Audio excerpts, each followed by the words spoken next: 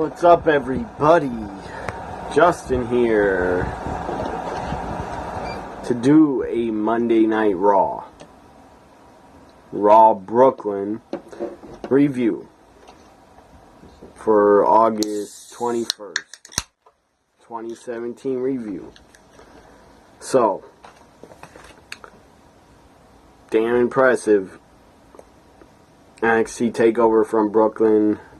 I think it was a sellout, or close to it. Might have been standing room only, I'm not sure. SummerSlam was a sellout. Monday Night Raw, I think it was a big crowd. It might have been a sellout. Tomorrow, SmackDown Live in Brooklyn. 4 nights in Brooklyn. By the way, tomorrow, SmackDown Live, I will not be live tweeting SmackDown Live anymore. Not live tweeting it. I'm taking a stand against Jinder as a WWE champion.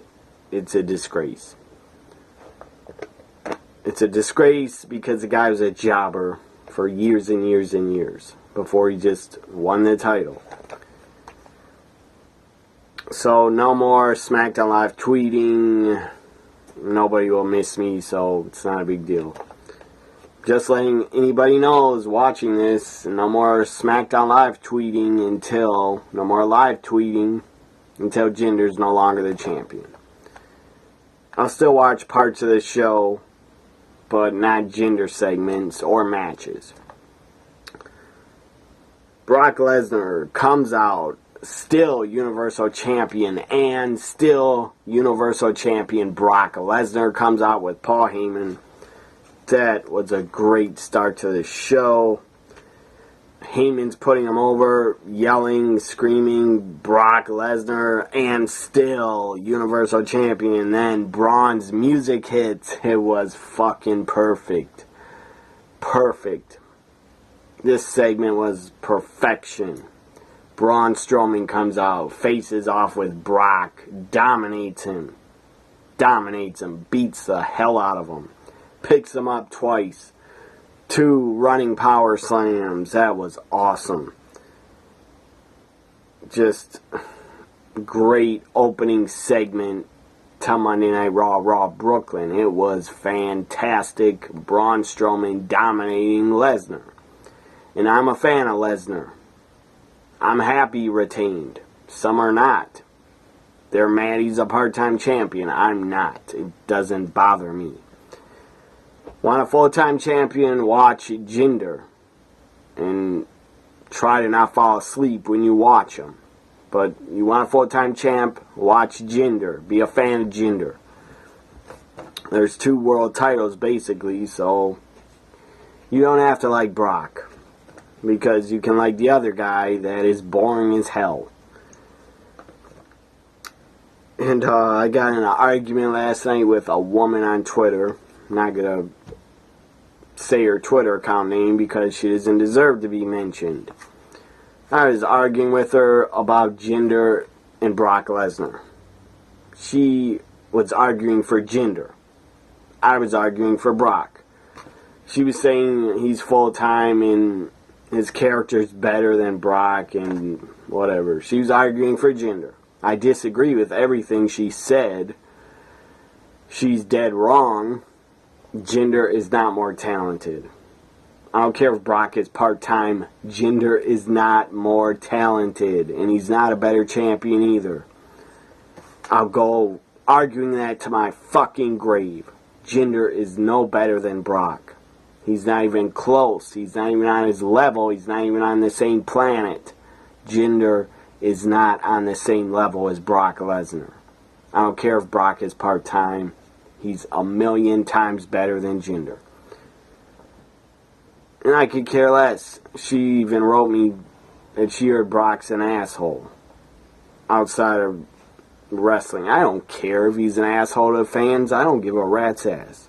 That doesn't affect me. If he's an asshole, who cares? The guy is money. The guy's a big attraction. When he's on pay-per-views, people watch and want to see his matches.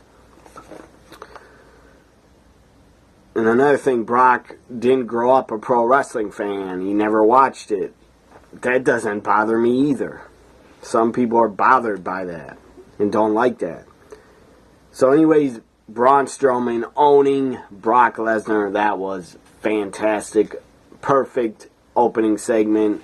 And then later is announced at No Mercy. Raw pay-per-view No Mercy, I think in 5 weeks.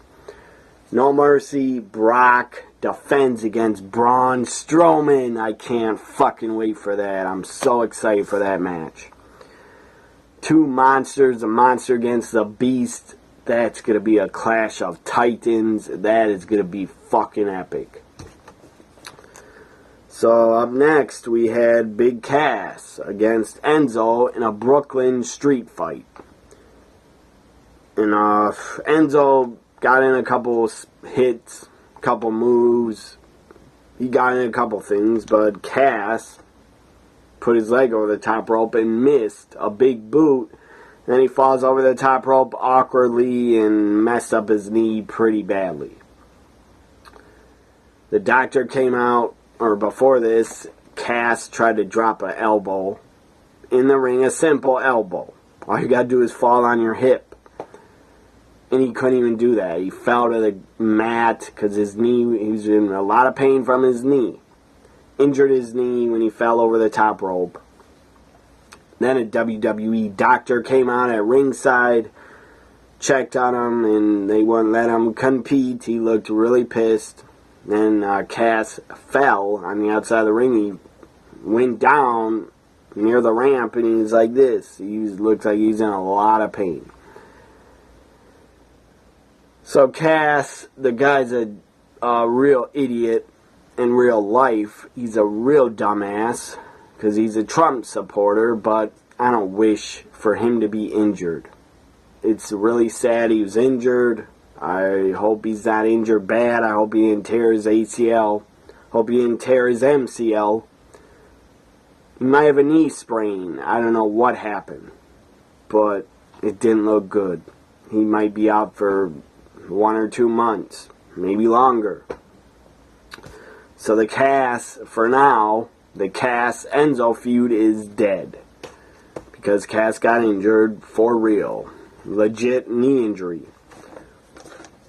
And people say wrestling is so fake. Yeah, that's a bunch of bullshit. Because they could get hurt anytime.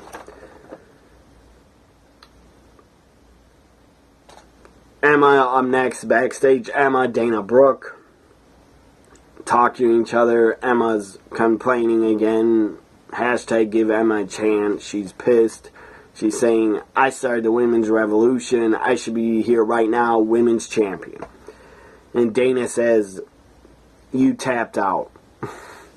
She's talking about, I think, in her 3-way match. She says, you tapped out, Emma. And then Nia Jax shows up. And then it's announced Emma will take on Nia Jax, and it's up next. And it went about 2 or 3 minutes. Like, it was very short. Very short and pretty disappointing and pretty pointless. Nia Jax wins. Good for her, but what the hell are you doing with Emma? You're continuing to make her lose week after week after week. I hope it's a storyline and that she snaps, becomes like a crazy psycho character that just has gone crazy and has had enough and has snapped. Because if she doesn't snap, her character doesn't snap, when her contract's up, she might not want to re-sign and she'll probably want to leave. And WWE would probably try to re-sign her, but she might not want to re-sign. And I don't know. I guess they're giving Emma TV time every week, but it's not anything positive. She just keeps losing. I don't get it. She's hot as hell. She's a great worker, but they ever keep losing. I hope it's a storyline. And it turns into Emma snapping.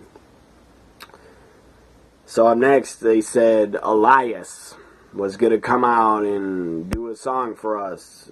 Basically, he's coming out to do a song. he starts his song off like reading R-Truth lyrics to What's Up. Saying to the crowd, everybody there, over there, what's up? Raise your hands and say what's up. And then he's playing his guitar going, what's up? And then he said, he cut that out. And then he says, okay, just kidding. Time for some real music. That was damn funny. And then R-Truth interrupts him and comes out, and Elias and R-Truth have a match. I didn't really pay attention to who won. I forget. I think Elias won, but I don't remember. Elias, the guy's a great heel. I love it when he sings and rips the cities, and that's funny as hell. That is comedy gold. So up next, John Cena appears. They said there's going to be a surprise. Up next, there's going to be a big surprise. I guess Kurt Angle had something to do with Cena coming to Raw.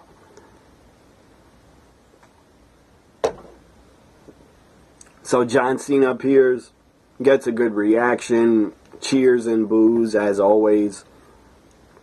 And Cena says he didn't come here, or that was later on. He said he didn't come here to talk. Cena's just standing in the ring, says, I came here. He says, I came here to face somebody, to face a Raw superstar. He says, I want to face a Raw superstar. A certain Raw superstar. Then Roman's music hits. Roman Reigns comes out, gets booed like fucking crazy. Got a lot of boos. Brooklyn hates Roman.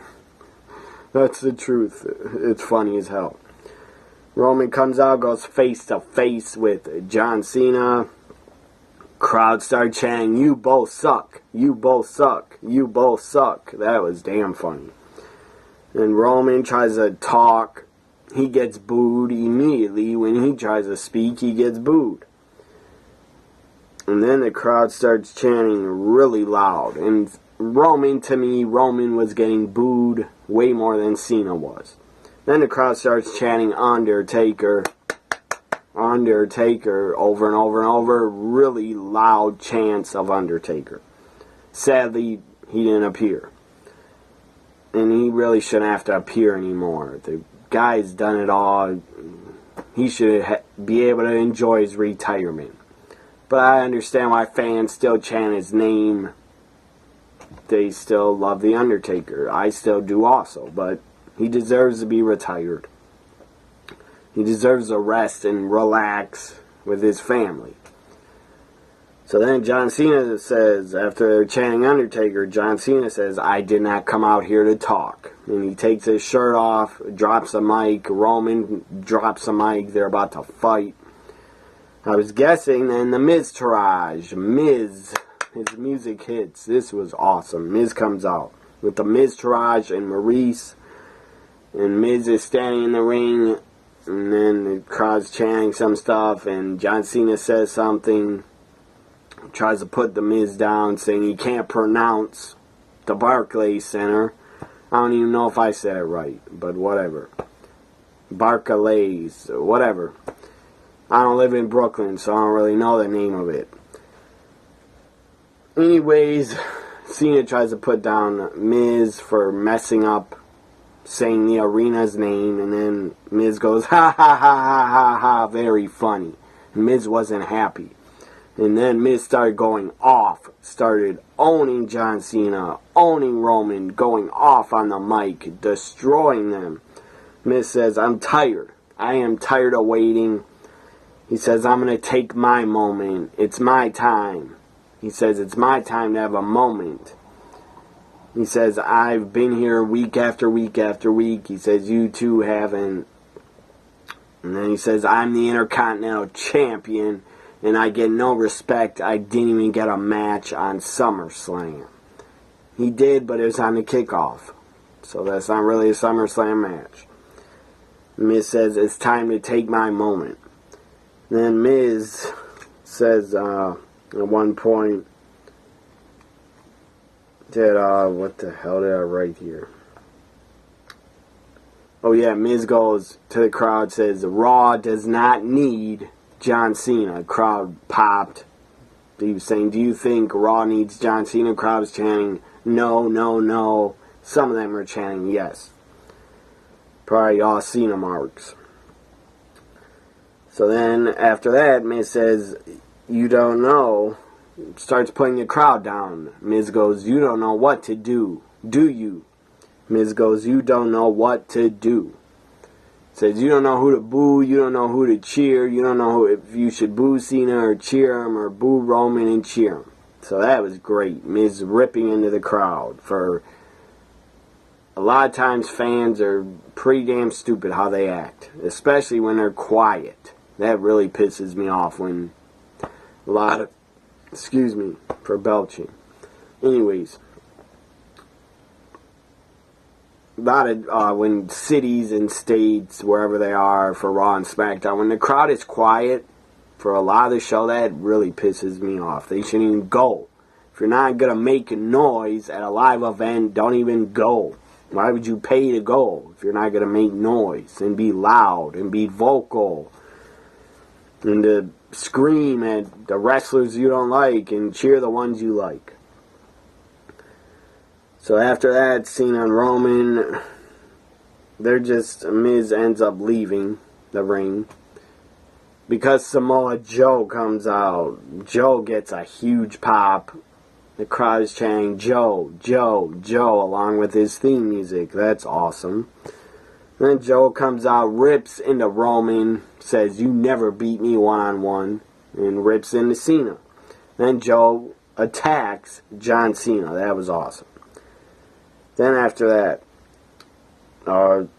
Samoa Joe says tonight you and Roman are gonna take on the Miz and me, right there. So then after that, as I said, Joe got on the mic before he attacked Cena and said, Roman, I own you. That was awesome, because Roman never beat him one-on-one. So then after Roman and Cena are left alone in the ring, before Joe came out, the crowd was chanting very loudly, very loud chants. You both suck. You both suck. That was pretty insane. Hell of a crowd tonight. Brooklyn, you were awesome. You were better tonight than you were at SummerSlam. You were a lot more hype, probably because the show was 9 hours long. So up next we had a 8-man cruiserweight tag, I think. 8-man cruiserweight tag match. Mustafa Ali, Grand Metalik, and Rich Swann and Cedric Alexander get the victory for their team. So up next we had Raw Tag Team Champions. The new Tag Team Champions, Rollins and Ambrose. I don't know what to call them. They're not the Shield, but they're two halves of the Shield.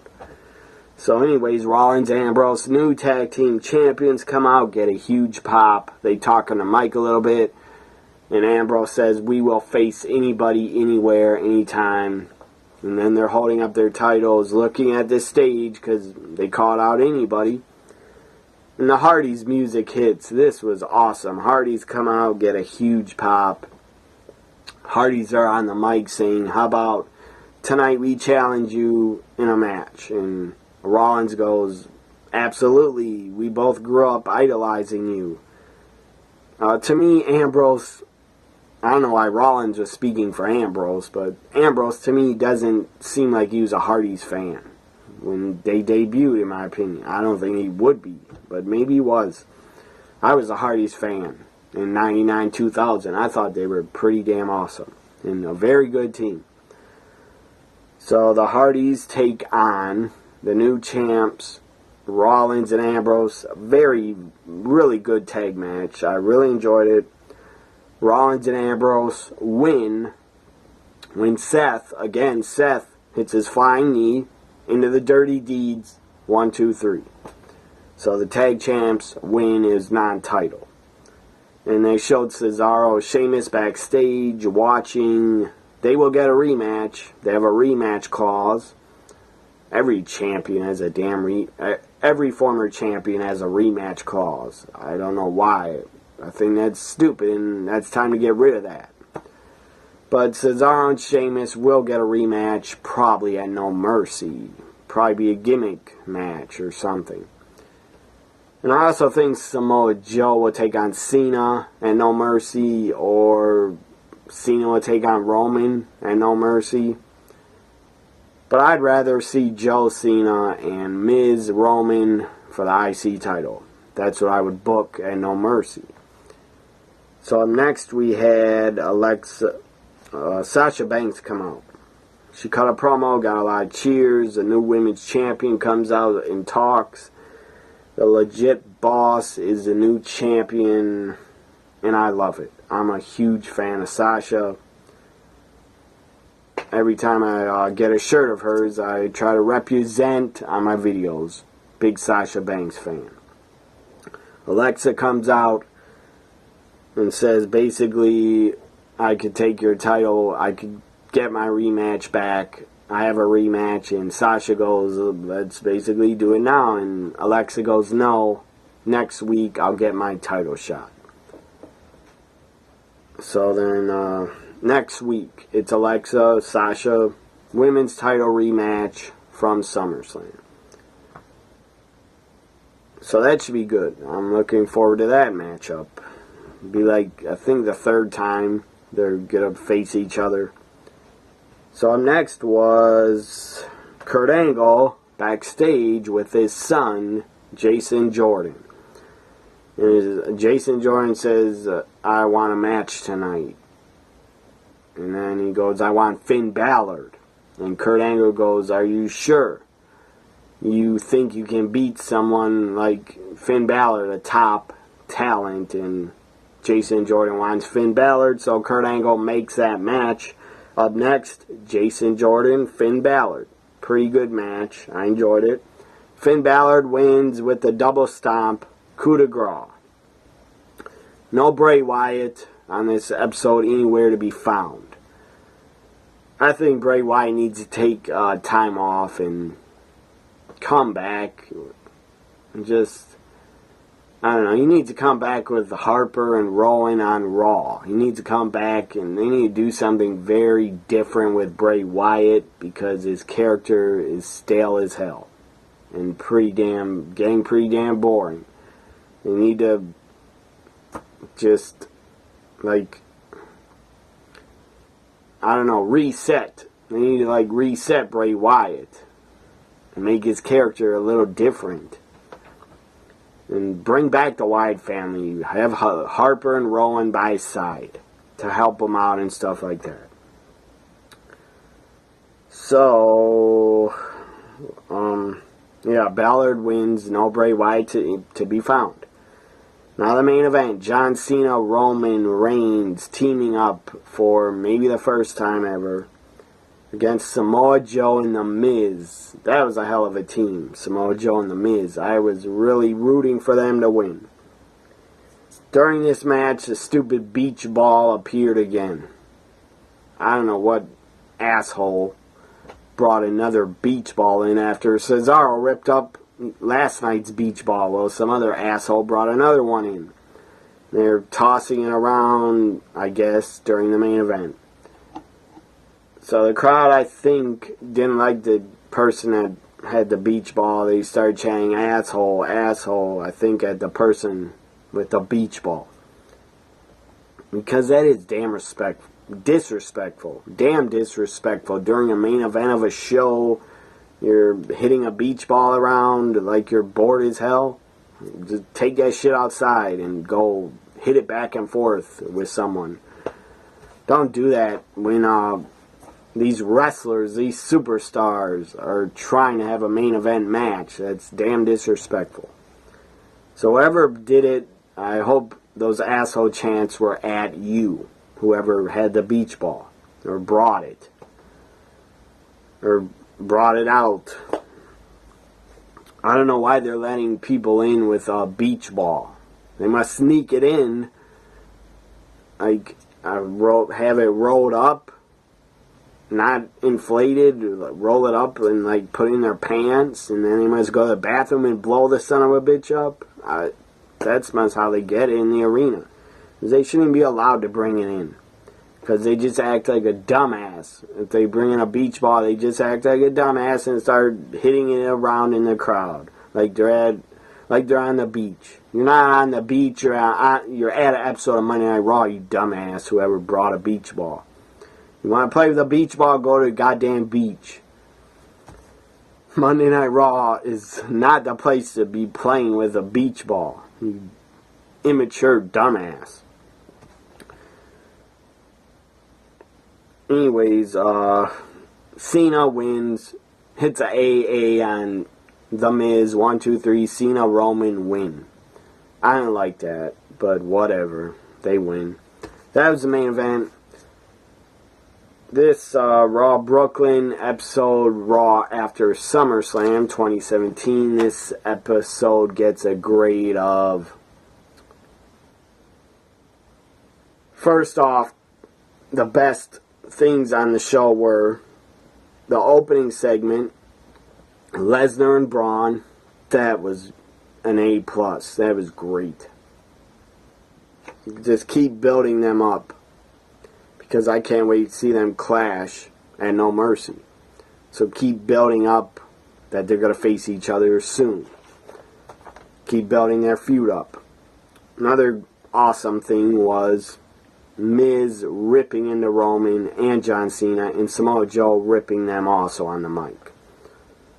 Those were the best and the Hardys against Ambrose and Rollins. Those were the three best things that happened on this Raw Brooklyn. Final grade, I'll give it a C, because other than those three things, Braun, Brock, Joe, Miz ripping and shooting on the microphone, and Hardys against Rollins and Ambrose, other than that, everything else was just, I didn't care about, really. Everything else was just not that good. In the show, when it hit the third hour, I swear I thought it was like 2 hours and 50 minutes into the show already, and it wasn't. It was only the start of the third hour. That pissed me off, because I thought this show is never going to end. It was dragging on and on. Final grade, this Raw Brooklyn, Raw after SummerSlam, gets a C grade. Again, I will do a SmackDown Live review tomorrow, but no more live tweeting for SmackDown Live, because you were stupid. WWE, you pissed me off for the last time. You were stupid to have Jinder retain your title. That's why I'm not live tweeting SmackDown no more, and I'm not promoting SmackDown anymore. Not promoting them by doing hashtag SmackDown Live. No more SmackDown Live tweets. Even though WWE doesn't need me to promote him, they don't need me to promote SmackDown Live, I'm still not, I feel I'm at a breaking point. And that was the last straw. Having Nakamura not win at SummerSlam, that was the final straw. No more SmackDown Live tweeting until Jinder is no longer champion. If anybody enjoys my SmackDown Live tweets, my wrestling tweets, well, I apologize, but I gotta take a stand, because Jinder's still champion and I can't stand it, so I'm not tweeting SmackDown Live anymore. Hope you enjoyed this Raw Brooklyn review for August 21st, 2017. Bye for now, everybody.